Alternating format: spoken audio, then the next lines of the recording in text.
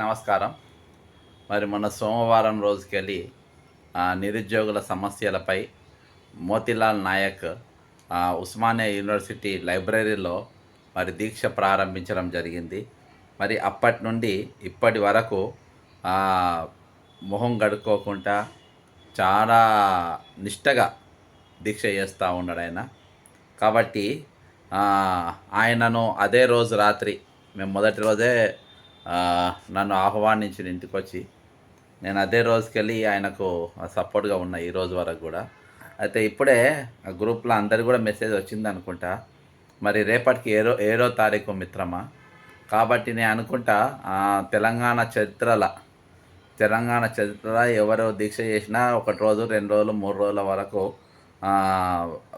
అందరూ ఉన్నారు. నేను కూడా లేస్తారేమో అనుకున్నా, కానీ ఆయన చాలా స్ట్రాంగ్గా గట్టిగా ఉన్నాడు. ఎందుకంటే తెలంగాణ నిరుద్యోగుల పరిస్థితి చూసి మరి ఆయన ఇప్పుడే ఒక మెసేజ్ పంపిండు. ఏంటంటే రేపు అనగా 36 మన దీక్ష చేస్తున్న మన మిత్రుడు రేపు మోతిలాల్ రేపు అనగా 36/2024 రోజున ఉదయం 11 గంటలకు అన్ని స్టడీ హాల్స్ బైకాట్ చేయాలని మిత్రుడు కోరిండు. లైబ్రరీలు కూడా బైకాట్ చేయాలని, బుక్స్ బైకాట్ చేయాలని, జిల్లా నుండి చాలా వరకు అంటే అందరినీ 7వ తారీఖు రేపటికి 7వ తారీఖు కాబట్టి 7 రోజులు రేపటికి దాదాపు 7 రోజులు మినిమం అన్ని మన నిరుద్యోగులందరూ కూడా మరి గాంధీ హాస్పిటల్కు రావాలని చెప్పేసి ఆయన కోరిండు. అంతేకాకుండా ఈరోజు నేను 7 రోజులుగా స్నానం, నీళ్ళు, అన్నం, ముఖం కడగకుండా మరి ఉన్న మనందరి జీవితాలు బాగుపడాలని చెప్పి గాంధీ హాస్పిటల్ బెడ్ పైన ఉన్నా అని చెప్పేసి మిత్రుడు చెప్పిండు. కాబట్టి నేను అనుకుంటే ఇంత నిష్టగా దీక్ష చేసిన వాళ్ళు ఇప్పుడు ఎవరు లేరు. కాబట్టి మిత్రునికి పల్స్ రేట్ కానీ ఇంకా అన్నీ కూడా ఈరోజు పడిపోతూ ఉన్నాయి. కాబట్టి యువకుడు కాబట్టి ఇన్ని రోజులు తట్టుకున్నాడు. ఏదేమైనప్పటికీ ఈరోజు ప్రభుత్వం సీరియస్గా తీసుకుంటలేడు. ఈరోజు రంగారెడ్డి జిల్లా, ఖమ్మం జిల్లా, వరంగల్ జిల్లా, నల్గొండ జిల్లా, ఈరోజు అన్ని జాగాలలో, హైదరాబాద్ చిక్కడపల్లి లైబ్రరీ దగ్గర ప్రతి దగ్గర కూడా ఈరోజు మిత్రులందరూ కూడా మరి పెద్ద ఎత్తున నిరసన తెలిపినారు. అయినా కానీ ముఖ్యమంత్రి దారి గుండా పోతూ ఉంటే వరంగల్ లైబ్రరీ దగ్గర కేకలు వేసిండ్రు. అయినా కానీ ఏ కేకలు కూడా వాళ్ళకి వినబడతలేదు. ఈరోజు కళ్ళుండి గుడ్డోళ్ళు అయిపోయినారు, చెవులుండి చెవిటోళ్ళు అయిపోయినారు, చూపుండి చూడలేకపోయే పరిస్థితి ఈరోజు, మాటుండి మాటలేని పరిస్థితి ఈరోజు ప్రభుత్వం ఉన్నదని అంటే చాలా శోచనీయమైన పరిస్థితి.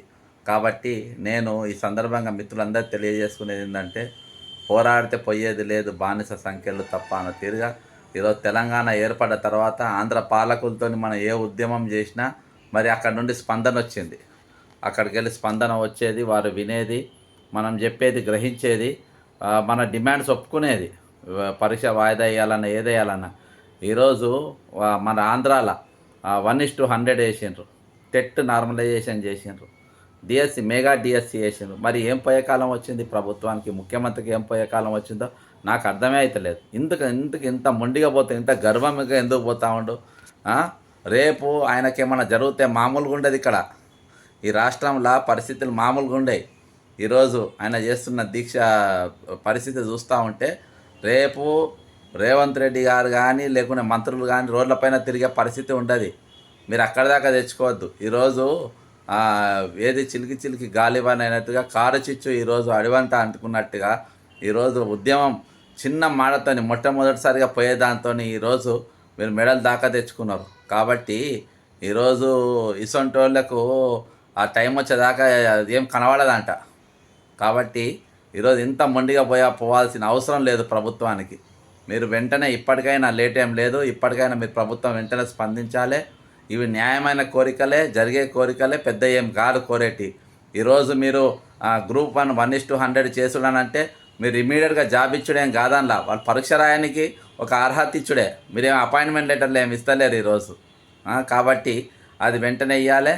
గ్రూప్ 2, గ్రూప్ 3 పోస్టులు పెంచాలనేది, టెట్ నార్మలైజేషన్ చేయాలనేది, మెగా డిఎస్సి కండక్ట్ చేయాలని 25,000 పోస్టు అది నువ్వు ఇచ్చినవే కాదువే. నువ్వు నీ నీ నీ మేనిఫెస్టోలో నువ్వు రాసుకున్నదే కదా నువ్వు. కాబట్టి నువ్వు ముఖ్యమంత్రి అయినాక దాని స్టాండర్డ్స్ కొన్ని మెయింటైన్ చేయాలి. ఇంకా నేను చిల్లరగాని లెక్క ఉంటా, నేను చిల్లర మాటలు మాట్లాడతా, చిల్లర పనులు చేస్తా అంటే నడవదు ఇది. కాబట్టి ఆ చీరల మహానుభావులు కాసు బ్రహ్మానందరెడ్డి గారు, కోట్ల విజయభాస్కర్ రెడ్డి గారు, దామోదర సంజీవయ్య గారు, ఎన్టీ రామారావు గారు, మొన్నదాకా చంద్రబాబు నాయుడు గారు, కిరణ్ కుమార్ రెడ్డి గారు, వైఎస్ రాజశేఖర రెడ్డి గారు గొప్ప గొప్పలు కూర్చున్న కుర్చీలా నువ్వు వాళ్ళ స్టేచర్ ఏమున్నది, నీ స్టాండర్డ్ ఏమున్నది. దురదృష్టం ఇండియన్ నేషనల్ కాంగ్రెస్ పార్టీ కూడా ఇసోంటోని గుసబెట్టి ఎవరి మాటలు వినకుండా ఇష్టం వచ్చిన వ్యవహరించేటోని పెట్టడం అంటే చాలా దురదృష్టం. కాబట్టి మన గురుకుల పోస్టు వాళ్ళు వస్తే వినకుండా పోలీసులతో మోచేలతో గుద్దిచ్చి ఆడవాళ్ళను అని చూడకుండా ఇష్టం వచ్చినట్టుగా మరి అక్కడ క్యాంప్ ఆఫీస్ కాడ పెట్టిండ్రు అక్కడ.